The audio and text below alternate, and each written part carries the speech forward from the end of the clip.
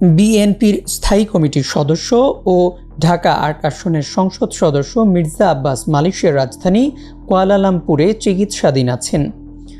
দীর্ঘ চিকিৎসা ও নিবিড় পর্যবেক্ষণের পর তার শারীরিক অবস্থা এখন উন্নতির দিকে হওয়ায় জুনের প্রথম সপ্তাহে দেশে ফিরতে পারেন বলে জানান তার স্ত্রী আফরোজা আব্বাস।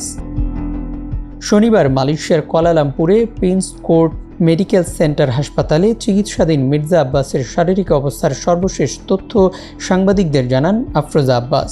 চিকিৎসকদের বরাত দিয়ে তিনি বলেন, বর্তমানে মির্জা আব্বাসের শারীরিক অবস্থা আগের তুলনায় অনেকটাই স্থিতিশীল। দেশের নাম্বার 1 ট্রেডিং অ্যাপ নিফটি ফার্স্টে পাচ্ছেন ট্রেডিং এর সব সুবিধা, dual exchange access, company analysis, portfolio তৈরি করা সহ আরও অনেক ইউনিক ফিচারের সাথে ট্রেড করতে ডাউনলোড করুন এক্ষুনি। চিকিৎসকরা জানিয়েছেন, বিভিন্ন পরীক্ষা নিরীক্ষা শেষে বিএনপির এই নেতাকে বিশেষ পর্যবেক্ষণে রাখা হয়েছে। চিকিৎসকদের নিবিড় তত্ত্বাবধানে তিনি ধীরে ধীরে সুস্থ হয়ে উঠেছেন এবং তার শারীরিক অগ্রগতিতে চিকিৎসক দল সন্তোষ প্রকাশ করেছেন।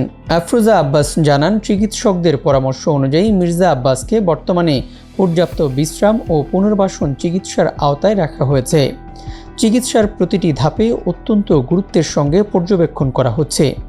চিকিৎসকদের পরামর্শে প্রতিদিন কিছুটা সময় হাসপাতালের নিচে হুইল চেয়ারে করে চলাফেরাও করেন তিনি।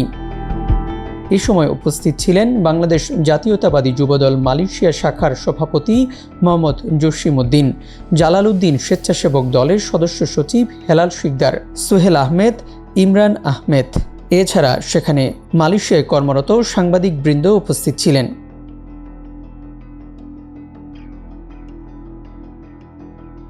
নিফটি ফার্স্টের সাথে ট্রেড করুন যে কোনো জায়গা থেকে, ক্যাম্পাসে ক্লাসের ফাঁকে, ঢাকার জ্যামে বসে কিংবা ঘরে বসে।